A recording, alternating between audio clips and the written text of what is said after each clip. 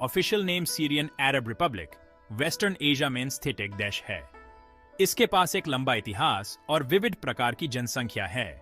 ज्यादातर जनसंख्या अरब्स की है, लेकिन इस बेडे अरब आइडेंटिटी के अंदर अलग अलग धर्म और जाति के ग्रुप्स का एक मोज़ेक है। सुन्नी मुस्लिम सबसे बड़ा रिलीजियस कम्युनिटी है, जिसके बाद अलावीट्स, इस्माइलिस और शीट्स जैसे और मुस्लिम सेक्ट्स आते हैं। क्रिश्चियंस, कैथोलिक और ऑर्थोडॉक्स दोनों सीरियन समाज में एक महत्वपूर्ण स्थान रखते हैं।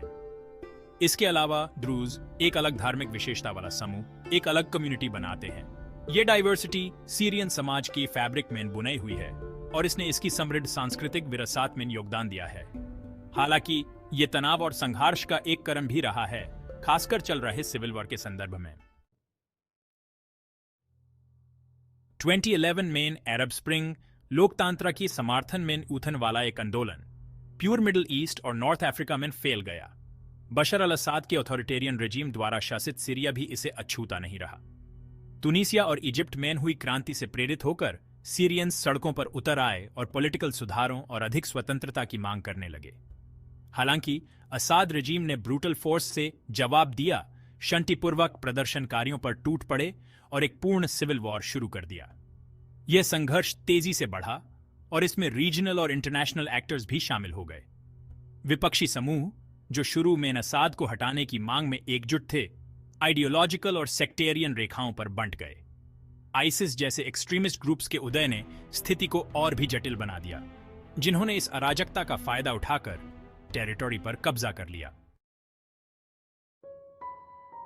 सीरियन सिविल वॉर का देश और उसके लोगों पर बहुत बुरा असर पड़ा है।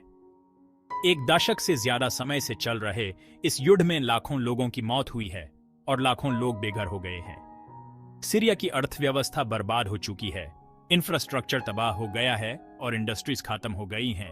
स्वास्थ्य सेवा व्यवस्था धर्म हो चुकी है, जिसके कारण लाखों लोगों को बेसिक मेडिकल केयर भी नहीं मिल रही है। शिक्षा व्यवस्था भी बुरी तरह प्रभावित हुई है। अनगिनत स्कूल्स तबाह हो गए हैं और बच्चे शिक्षा से वंचित हो गए हैं। इस युद्ध ने एक भयानक मानवता क्राइसिस पैदा कर दी है, जहां लाखों लोगों को भोजन, पानी, आश्रय और चिकित्सा सहायता की सख्त जरूरत है। सेक्शन 4, युद्ध के बच्चे, एक पीढ़ी घायल। सीरियन सिविल वॉर का बच्चों पर बहुत ज्यादा बुरा असर पड़ा है। लाखों सीरियन बच्चों को अपने घरों से भागने पर मजबूर होना पड़ा है और वे पड़ोसी देशों में रेफ्यूजीज बन गए हैं या सीरिया के अंदर ही इंटरनली डिस्प्लेस्ड हो गए हैं। कई बच्चों ने अकल्पनीय हिंसा देखी है, अपने प्रियजनों को खोया है और ऐसे ट्रॉमा को सहा है जिसका उन पर स्थायी प्रभाव पड़ेगा। शिक्षा तक पहुंच बुरी तरह बाधित हुई है। कई बच्चे सालों से स्कूल नहीं जा पा रहे हैं। यह लॉस्ट जेनरेशन एक अंधकारमय भविष्य का सामना कर रही है, सीखने और एक बेहतर जीवन बनाने के अवसर से वंचित। सीरियन बच्चों पर युद्ध का साइकोलॉजिकल टोल अथाह है, जिससे कई बच्चे गहरे भावनात्मक घावों और मेंटल हेल्थ चुनौतियों से जूझ रहे हैं।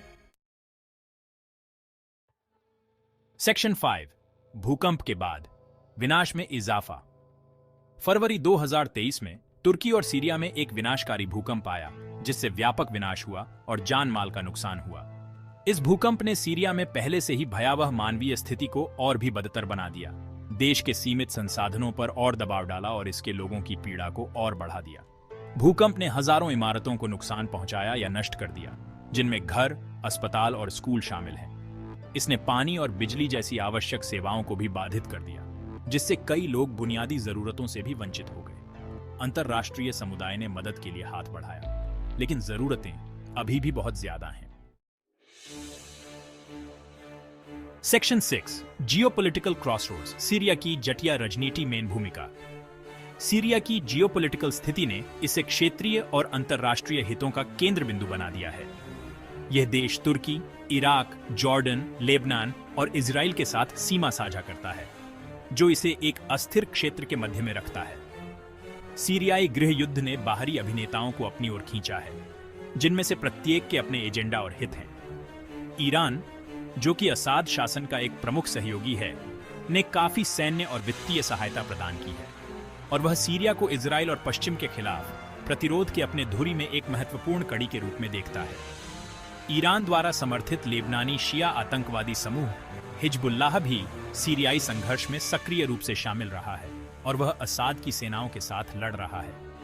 दूसरी ओर इजराइल सीरिया में ईरान के बढ़ते प्रभाव को अपनी सुरक्षा के लिए एक सीधे खतरे के रूप में देखता है और उसने सीरिया के अंदर ईरानी ठिकानों पर कई हवाई हमले किए हैं। सीरियाई संघर्ष एक प्रॉक्सी युद्ध बन गया है जिसमें क्षेत्रीय और अंतर्राष्ट्रीय शक्तियां प्रभाव और नियंत्रण के लिए प्रतिस्पर्धा कर रही हैं। गठबंधनों और प्रतिद्वंद्विता का यह जटिल जाल संघर्ष का एक स्थायी समाधान खोजना बेहद चुनौतीपूर्ण बना देता है।